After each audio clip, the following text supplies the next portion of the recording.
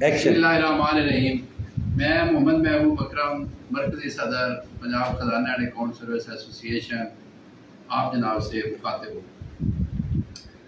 अगीगा और एपका और तमाम दीगर टीचर्स एसोसिएशन व दीगर तंजीमें मुलाजमीन की एहतजाज पर थी और जनाब मलिक मोहम्मद अहमद खान साहब वज़ीर दिफा वज़ीर आज़म पाकिस्तान ने धरना में आकर मुलाजमीन से वादा किया था कि आपकी तमाम जायज़ डिमांड्स वफाकी हुकूमत और तमाम सूबों के मुलाजमीन की तरह आपकी पे पेंशन में इजाफा होगा और लीव कैशमेंट पर की जाने वाली कटौती और नालोज जैसे नोटिफिकेशन वापस लिए जाएंगे।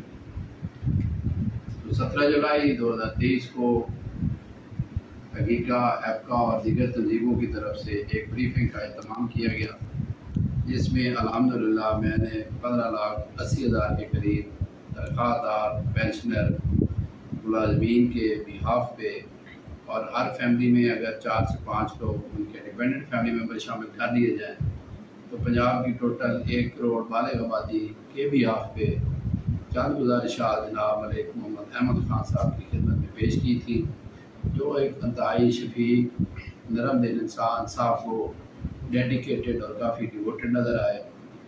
उनकी काविशों और कोशिशों को हम खराज तहसीन पेश करते हैं। उनसे अमल सबमिशन ये की गई थी कि चूँकि पंजाब गवर्नमेंट ने बजट 4 माह के लिए दिया है, तो इन 1 करोड़ पंजाब के लोगों के लिए जो 16 लाख के करीब पेंशनर और तनख्वाहदार मुलाजिम हैं, इनका टोटल खर्चा 4 माह का 46 अरब रुपये बनता है। तो 1900 अरब रुपए का पंजाब गवर्नमेंट का बजट है, तो इसमें इजाफी जो असल खर्चा है 46 अरब रुपए, वो कुछ ज़्यादा नहीं है। और उन्होंने हमें खुद बताया था कि गवर्नमेंट इस बात पे एग्री है कि अगर 4 माह का इजाफी खर्चा 50 अरब रुपए के करीब हो तो उनको पेमेंट करने में कोई प्रॉब्लम नहीं होगी। तो गुजारिश ये है कि कल दोबारा टेलीफोन पे मलिक मोहम्मद अहमद खान साहब से रब्ता हुआ तो उन्हें दोबारा फिर इस बात की यकीन दहानी करवाई गई कि ये टोटल खर्चा जितना हमने बताया है 46 अरब रुपये ही बनता है।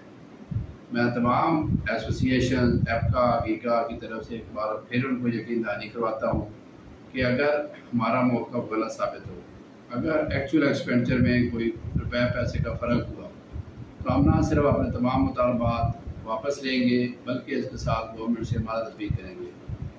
अल्लाह ताला अरबाब इख्तियार को हक सच के मुताबिक मेरिट पर फैसला करने की तौफीक अता फरमाए।